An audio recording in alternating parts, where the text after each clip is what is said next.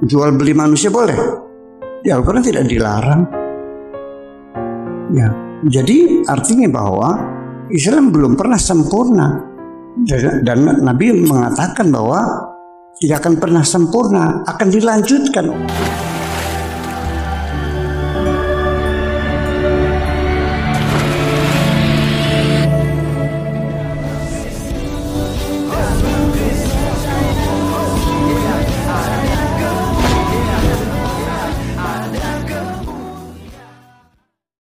Salam Elechem Bisem Yeshua Hamasyah. Salam damai sejahtera di dalam nama Tuhan Yesus Kristus untuk kita semua. Teman-teman sekalian, pada video kali ini kita akan membahas mengenai Buya Sakor.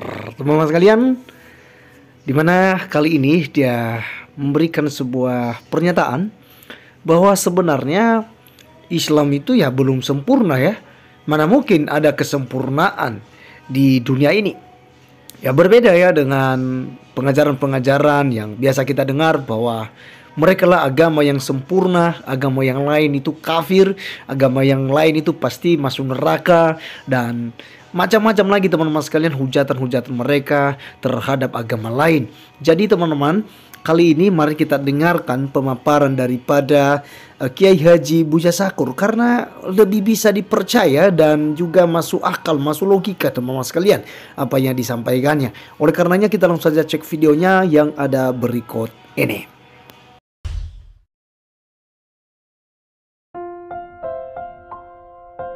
Supaya nanti jangan ada kesalahpahaman para audiens. Kesimpulan dulu, nanti baru kita urai ke belakang. Kesimpulannya adalah nanti seperti ini. Apabila kita ingin menjadi orang yang benar, ingin belajar benar, satu persyaratannya jangan pernah merasa benar. Karena kalau orang sudah merasa benar, itu sudah tidak benar. Kemudian ditambah lagi, apalagi kalau orang itu merasa paling benar. Itulah makhluk yang paling tidak benar. Karena orang yang merasa paling benar itu berpotensi menyalahkan siapapun yang tidak sama apa yang dia yakini. Dan dia akan bertengkar dengan siapapun yang berbeda pendapat.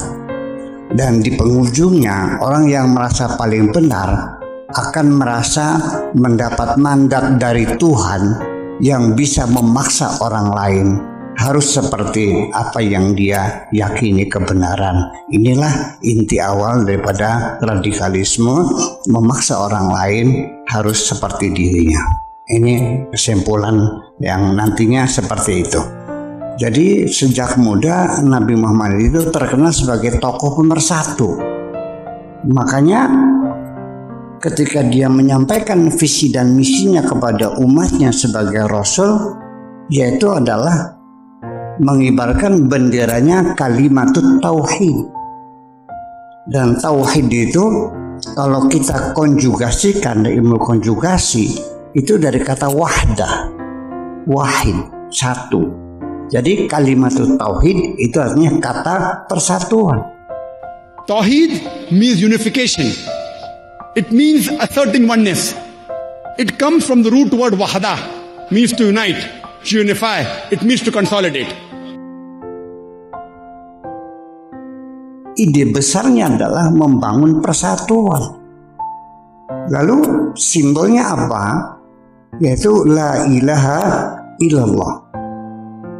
Nah, yang jadi persoalan la ilaha illallah bukan meniadakan Tuhan dan bukan mengesahkan Tuhan. Makanya ketika di pesantren, di ilmu tradisional, ketika memaknai la ilaha itu ada khobar yang muqaddar, yang diperkirakan. Jadi la ilaha al-ma'budu bil haqqi. Tidak ada Tuhan yang menjadi majikan yang sesungguhnya kecuali Allah. Jadi bukan mengesahkan Tuhan hanya satu, ya, tetapi yang benar-benar majikan itu hanya Allah saja. Makanya untuk mempersatukan kita harus ada kesetaraan. Kesetaraannya itu ialah kita semua ini sifatnya hamba, majikan kita satu, yaitu Allah. Kita semua bekerja untuk Allah. Di alam dunia nggak ada majikan, nggak ada pembantu, semuanya adalah hamba Allah. Kita semua berkata untuk ide-ide yang paling tertinggi adalah keadilan sosial dan supremasi hukum yang sekarang disebut dengan amar ma'ruf dan nahi mungkar. Seperti itu. Nah, jadi dengan demikian ide besarnya Nabi Muhammad itu untuk membangun persatuan. La ilaha illallah sebagai simbol bahwa kita adalah dalam kesetaraan. Tetapi kemudian dalam perjalanan peradaban umat Islam ini bergeser menjadi ucapan la ilaha illallah menjadi kunci untuk masuk surga. Memang Nabi menjamin barang siapa yang mendukung persatuan dijamin masuk surga, mendukung persatuan. Sekarang menjadi barang siapa yang akhir ucapannya sebelum meninggal mengucapkan la ilaha illallah masuk surga. Sampai di dalam doa-doa setiap habis tahlil marhaban sebagainya, Allahumma ja'al akhir kalamina la ilaha illallah. Ya Allah, jadikanlah ucapan kami yang terakhir adalah la ilaha illallah. Berdasarkan ada hadis, barang siapa ucapan terakhir sebelum meninggal ketika nazar, ketika nyawa akan keluar, dia mengatakan la ilaha illallah, dijamin masuk surga. Kok jadi bergeser? Padahal di Al-Quran sendiri itu kita dikasih tahu ada informasi yang penting sekali bahwa masuk surga itu bukan dengan ucapan. Memangnya Aladin, Bim Salabim atau film Barbie kata-kata jereng gitu dari istana. Ya, surga itu dibayar dengan darah dan keringat, dengan nyawa, iya, meninggalkan anak istri. Nah, terus jadi bagaimana? Ya itulah kenapa jadi bergeser. Nah, makanya kita kembali lagi bahwa ucapan la ilaha illallah itu adalah simbol daripada kalimat tauhid. Ya, di dalam Al-Quran dikatakan bahwa masuk surga bukan dengan ucapan.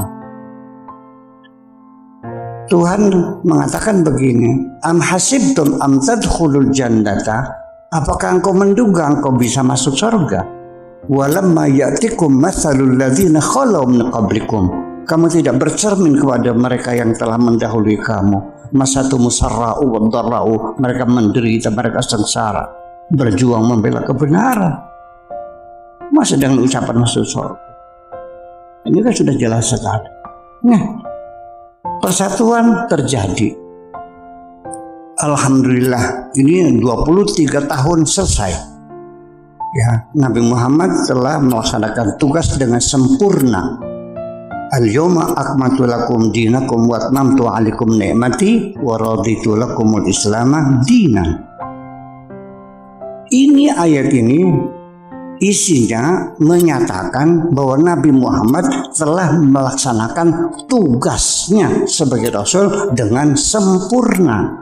Tetapi pemahamannya bergeser lagi, yaitu beranggapan bahwa Islam adalah agama yang sudah sempurna. Mana mungkin di dunia ada kesempurnaan. Jadi kalau gitu perbudakan masih boleh. Milkul yamin, beli perempuan nikahnya masih boleh. Jual beli manusia boleh. Ya, Al-Quran tidak dilarang. Ya, jadi artinya bahwa Islam belum pernah sempurna. Dan Nabi mengatakan bahwa tidak akan pernah sempurna. Artinya bahwa Islam belum pernah sempurna. Dan Nabi mengatakan bahwa tidak akan pernah sempurna, akan dilanjutkan oleh generasi kita setelah itu. Siapa yang meneruskan? Al-ulama. Makanya al-ulama warasatul anbiya. Nah, kita yang meneruskannya. Dan tapi sayangnya ketika ada para ulama yang ingin meneruskan membangun persatuan, ingin berjuang, itu terburu-buru dihalalkan darahnya. Nah, aneh juga persoalannya ini. Ya, seperti itu.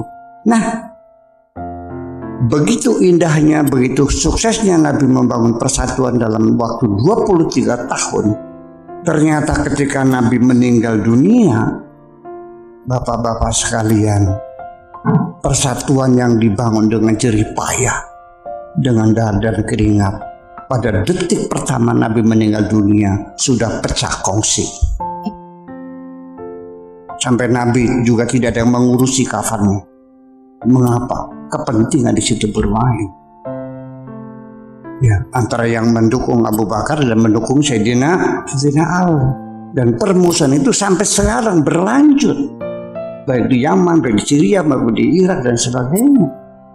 Di Indonesia belum, tapi bisa berpotensi akan terjadi juga. Ketika kedua yang itu berkembang terus gitu ya. Antara Sunni dan Syi'i, antara Syiah dan Ahli Sunnah, semacam itu. Dan sampai sekarang. Ini satu hal yang lucu, ya. Konflik ideologi memilih khalifah antara Abu Bakar dan Sayyidina Ali sampai banjir darah sampai sekarang, saling bunuh-membunuh. Ini kan hal yang aneh.